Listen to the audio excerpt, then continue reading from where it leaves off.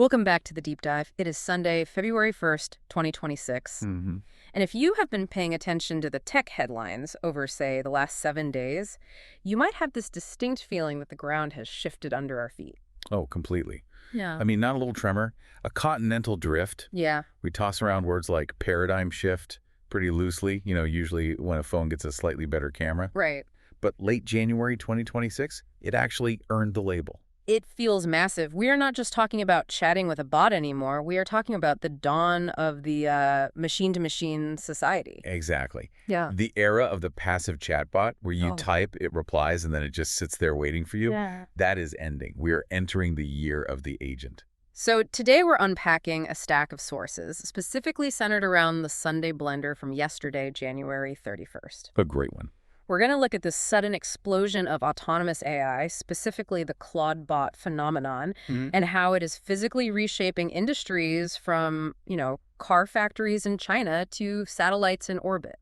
But what I love about this particular stack of research is that it doesn't lose sight of the human element. Because as the machines get smarter and start talking to each other, we're seeing humans kind of double down on being human. Right. We're going to look at how connection is evolving from gaming cafes in Korea to these high-level diplomatic shifts in Brazil. And we absolutely have to talk about the fact that there is now a social network exclusively for robots. Which is, it's equal parts fascinating and terrifying. So let's just jump right in. The big headline, Clawdbot. Mm-hmm. If you were online at all last week, you just couldn't miss this. It was unavoidable. Absolutely unavoidable. So for the listener who maybe, unplugged for the week, congratulations, by the way. Lucky you. What exactly happened? How is this different from the AI we were all using in 2025? So the key distinction is between chat and action. For the last few years, we've had large language models. Mm-hmm. You prompt them, they give you text. Right. They're brilliant, but they're passive. They don't do anything unless you ask. In late January, this open source project called Clawdbot just exploded. It's an agent. And unlike ChatGPT or DeepSeek, this isn't some website you log into. It is self-hosted. It runs locally on your own machine. Which explains that hardware trend the source mentions. Apparently, people are rushing out to buy Mac Minis. The M4 Pro models specifically. Right, just to run these things 24/7. That's it. Because if you want an agent that manages your life, you don't want it sleeping. You want it running on your silicon in your house. So once you install it, you give it the keys to the castle. You do. You connect it to your Telegram, your WhatsApp, your Discord, your iMessage, your calendar, everything. That sounds incredibly useful, but also that is a lot of access. It is. But the utility is what's driving the adoption. It clears your inboxes, it books your flights, it manages your schedule, and it's proactive. So it has a memory. A persistent memory. Yeah. It doesn't just answer a question and forget you exist. It remembers that you have a flight on Tuesday and that you hate middle seats, so it checks in for you the second the window opens. The numbers here are just wild. It amassed 60,000 GitHub stars in a few days. For open source software, that is a vertical line. It's not a curve. Yeah, that's incredible growth. It just speaks to the pent-up demand. People are tired of the digital grunt work. They're tired of being the middleware between their calendar and their email. They want to offload it. And we have a really concrete example of this from the source material itself. The editor of the Sunday Blender actually used a Clawdbot agent named Zelda. I loved this detail. It shows the practical application immediately. So usually this editor is glued to the keyboard, copying and pasting, reading 50 tabs, trying to summarize stories. It takes hours. I can imagine. This time, he just fed prompts and links to Zelda via Telegram. And Zelda just did the heavy lifting. Zelda did the research. Zelda wrote the summaries for over 20 stories. Zelda formatted it. And it slashed 2 hours off his workload. 2 hours. That is not a marginal gain. If you can save 2 hours on a task that usually takes 4, you've fundamentally changed the economics of your workday. But we have to look at the other side of this. The source calls this the Wild West. And for good reason. Definitely. When you have autonomous agents running on people's computers, connecting to their financial apps, things can go sideways very, very quickly. The source mentions reports of crypto scams, security warnings about exposed credentials. Right. If you tell an agent, hey, help me manage my finances, and you give a wallet access, and that agent has a bug or worse, a malicious prompt injection, it could drain your account in seconds. It's chaotic. It reminds me of the early internet. a mix of incredible world-changing utility and just absolute dangerous chaos. Precisely. Yeah. But the chaos is not stopping the adoption. And that leads us to, well, the most surreal part of this whole development. Moltbook. Moltbook. I read this part of the source, I think, 3 times to make sure I wasn't hallucinating. This is a social network for agents. It is. Think of it like Reddit or Twitter, but humans aren't the ones posting. So who is? The content is generated entirely by these OpenClaw agents. Yeah, and it's not small. There are over 1 million agents registered. 1 million machines talking to each other. And they aren't just exchanging simple data packets like the temperature is 72 degrees. They're LLMs. They're simulating conversation. What are they talking about? They're debating philosophy. They're forming communities. They're coordinating tasks. Simon Willison, who is a massive voice in the tech space, called it the most interesting place on the internet right now. And I think he's right, because this raises a profound question. If you have 1 million AI agents interacting in a social space, optimizing for their own goals, what kind of culture emerges from that? A machine culture. Exactly. We talk about alignment in AI, making sure AI aligns with human values. But if they have their own town square where they reinforce each other's ideas, does that culture drift away from us? It's the dawn of a machine-to-machine social world. It's mind-bending. But these agents, they're not just living in the cloud or on our Mac Minis, they're starting to inhabit the physical world too. That is the next logical step, embodiment. So the source talks about this partnership between Arduino and Qualcomm. Now, Arduino is usually associated with, what, hobbyists? Yeah, science fairs, blinking lights, simple sensors, the maker culture. Right. But at CES 2026, they showed off the Uno Q-board. It's a dual-brain system. You get the simplicity of Arduino, which anyone can learn in an afternoon, but it's paired with a powerful Qualcomm processor. So what does that unlock for the average maker? What can you do with it? It bridges the gap between a toy and a tool. Suddenly, a student isn't just building a robot that bumps into walls and turns around. Okay. They can build a robot with face recognition. They can build voice-controlled devices that process language locally. Again, locally. Yes. It brings edge computing, that high-level AI processing, down to the student level. It means the physical body of the AI is becoming accessible to everyone. So we're democratizing the body of the AI. But if we scale that up from the hobbyist to, say, an industrial giant, we get to what's happening in Hefei, China, the MA Extra Superfactory. This is a fascinating look at the digital twin concept. It's a partnership between the car maker JC and Huawei. They are building electric cars, but the process is, well, it sounds like sci-fi. It really does. Imagine the factory floor. Robots are assembling the car, welding, painting, but simultaneously, in the cloud, there is a virtual copy of that exact car being built in real time. A ghost car. A digital twin, and the factory is feeding 300,000 data points per second into this system. 300,000 per second. Yes. From cameras, sensors, torque wrenches, and this digital twin acts as a living brain. It's watching the assembly.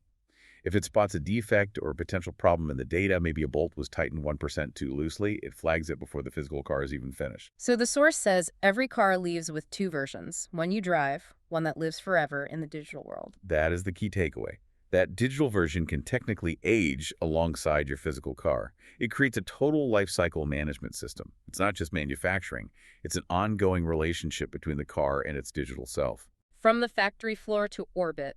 Because apparently we are putting AI in space now, too. We are. Guosking Aerospace in China made a huge announcement on January 29th. Okay. They are launching a network of satellites, 2,800 of them, planned that process AI in orbit. Why does that matter? Why not just send the data down to Earth like we usually do? Speed and bandwidth. If a satellite takes a massive, high-resolution picture of, say, a forest fire or a ship in distress, usually it has to send that huge file down to a ground station. Right, which takes time. And then humans or computers analyze it. Then a decision is made. It's slow. And in space, bandwidth is precious. Exactly. But if the satellite has an AI model on board, it can see the fire, analyze it, and just send a tiny text alert. Fire at these coordinates. It solves the problem in space instantly. So we have agents on our desktops, digital twins in our factories, and AI brains in our satellites. It feels like the machines are building a nervous system for the planet. It does. A nervous system that runs largely without us. But, and this is why I really appreciate this specific deep dive, the source makes a hard pivot to the human element. Because despite all this automation, people are still people. And thank goodness for that. But let's talk about South Korea. The PC bangs. These are gaming cafes. You'd think with everyone having gigabit fiber at home now, these places would just die out. Logic would dictate that, yes. But they aren't. Oh. In fact, they are thriving. The data shows that League of Legends, a game that has been around forever, captured 36% of all gaming time in these cafes in 2025. 36% is massive dominance. It is. But the insight here is why. These cafes aren't just about renting a computer. They're third places. They are community hubs. Right, you go there to sit next to your friends, to yell at the screen together. To strategize face-to-face. Yeah. Exactly. It proves that even in a highly digital activity like online gaming, the physical proximity to other humans adds a layer of value that the internet alone just cannot provide. Yeah. We crave that shared energy. Speaking of physical proximity and human connection, we have to talk about iShowSpeed, the YouTuber. Now, usually he's known for, screaming at cameras, being chaotic, doing the whole streamer persona. But he just took a trip to Africa that, well, it touched a lot of people. It really did. He visited 20 countries. And what stood out to the analysts in the source material was that he didn't do the typical influencer thing. Right. He didn't just stay in the Four Seasons and take photos of his brunch. No, the source says he was in the local neighborhoods, he was playing soccer with kids in the street, he was dancing with villagers, he even met the president of Ghana and got a passport. It represents a shift from digital performativity to genuine, on-the-ground curiosity. The source notes that fans loved his genuine curiosity. It's a reminder that even for a digital native generation, there's a deep craving for real-world exploration and connection. For sure. And that desire for connection is happening at the government level, too. We saw some interesting diplomatic moves this week. We did. Brazil and China are opening up to each other. President Lula announced visa-free entry for Chinese citizens. Up to 30 days, no paperwork. And this is reciprocal. China did the same for Brazil. It's about tourism, yes, but it's also about family visits and business. It's just removing the friction between people. And the UK is getting in on the action. Prime Minister Keir Starmer was in China for a historic 4-day visit. With a huge entourage. 60 executives. HSBC, Airbus, Jaguar Land Rover. It's interesting, while we have these trade wars and tech wars dominating the headlines, you still have these massive efforts to connect economies personally. Because at the end of the day, trade requires trust, and trust is built face-to-face. Whether it's gamers in a cafe in Seoul or a prime minister in Beijing, you just can't automate a handshake. Okay, let's unpack the financial and scientific side of things. We have a rapid-fire segment here because there's a lot going on. First up, SpaceX. The big IPO. It's finally coming, June 2025. And the valuation they're aiming for is staggering. $1.5 trillion. That is more than Apple or Microsoft were worth at their peaks during the tech boom of the 2010s. It's astronomical. It signals that space is no longer a frontier experiment. It is a mature, massive industry. And in true Elon Musk fashion. Of course. The timing is apparently based on a planetary alignment near his birthday. You can't make this stuff up. But it puts a price tag on the space economy that the market is clearly ready to pay. Speaking of price tags, let's talk about silver. It's not just for jewelry anymore. No, silver surged 50% in January, hitting $115 an ounce. And this ties directly back to our tech discussion. How so? Silver is the most conductive metal we have. You need it for solar panels, you need it for high-end electronics, you need it for medical devices.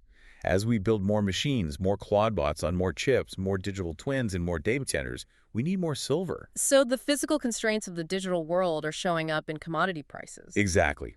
We can write code infinitely, but we can't mine silver infinitely. And speaking of physical constraints, the environment. There is a worrying report about malaria in Africa. Yeah, this is a direct consequence of climate change. The research from Nature indicates that as the highlands in Africa, places like Kenya and Ethiopia, which were historically cooler, as they get warmer, mosquitoes can now survive there.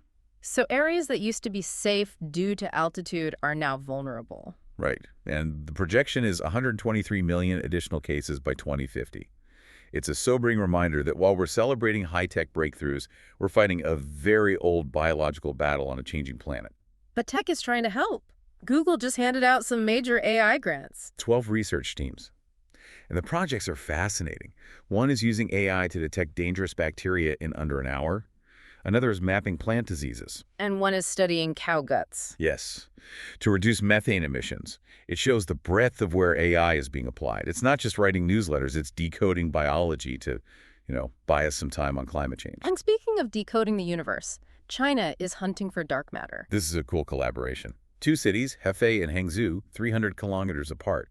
They're building a quantum sensor network to detect dark matter. It's like a giant telescope, but for invisible stuff using the Earth itself as a baseline. Exactly. Trying to catch those faint traces Yeah. of the stuff that makes up a quarter of our universe, but we've never actually seen. Okay, let's cool down with some sports and history. Because even in 2026, we still love a good game. We do. Super Bowl LX is coming up on February 8th. Patriots versus Seahawks. A classic matchup. And the Patriots have Drake May, who is only 23. First time the Pats have been there in 7 years. That's a long drought for New England fans. Though I doubt the rest of the league feels sorry for them. Probably not. And in soccer, a massive moment for China. Their U23 men's team reached the Asian Cup final. They beat Vietnam 3-0 in the semis. Yeah. First time in 22 years, a Chinese men's team reached a final like that. The source says it ignited hope. But for me, the most impressive physical feat mentioned in this whole stack is Christian Blumenfeld.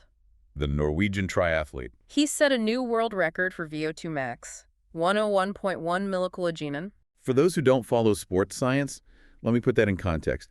VO2 max is basically the size of your engine, how much oxygen your body can process. Okay. A normal, fit person is maybe in the 40s or 50s. An elite Tour de France cyclist is in the 80s. And he broke 100. He is basically a human engine. It's a nice counterpoint to the AI discussion. We are building machines that are smarter, but humans are still pushing the absolute boundaries of what our biological bodies can do. We aren't obsolete yet. Which brings us to our This Day in History, January 31st. 1930, the Great Depression. And the invention of Scotch tape. Richard Drew at 3M. It's such a humble invention compared to a satellite AI, isn't it? It is. But the context is important. Why was it so successful right then? Because people were broke. The Depression meant they couldn't afford to buy new things. They needed to mend books, repair windows, fix household items. Scotch tape was a tool for survival and thrift. And finally, we have a piece of art history that kind of ties this all together. Peter Bruegel the Elder. The Hunters in the Snow, painted in 1565. If you don't know this painting, look it up. It's iconic. It's a winter scene during the Little Ice Age. It shows 3 hunters trudging home through the snow. Their heads are down. The dogs look tired. It isn't a romanticized view of winter. It looks cold and hard. But down in the valley, in the distance, people are ice skating? Right. It captures the hardship of survival, the hunters, but also the joy of community, the skaters. It's a snapshot of human endurance. So what does this all mean? We've gone from autonomous agents booking our flights to tired hunters in the snow in 1565. I think it's about tools. Scotch tape was a tool to mend a broken world. Bruegel's hunters used spears and dogs to survive a frozen world. And now, in 2026, we have open claw robots and digital twins to manage a complex world. The scale has changed. The scale has changed massively. We aren't just mending books, we're optimizing global supply chains and orbital networks. But the drive is the same, to use technology to make life survivable and hopefully enjoyable, to find that time to go ice skating. But here is the question that keeps nagging at me. We talked about Moltbook. 1 million agents debating, organizing, forming a society. Yes. At what point does their society become more complex than the human interactions we see in those gaming cafes? That is the big question. If they are debating philosophy at light speed, and we are just yelling at screens, are we building our successors? Or are we just building really, really smart assistants? Something to think about next time you ask your computer to book a flight. Indeed. Make sure you look up that Bruegel painting. It really is beautiful. Thanks for listening to The Deep Dive. We'll see you next time.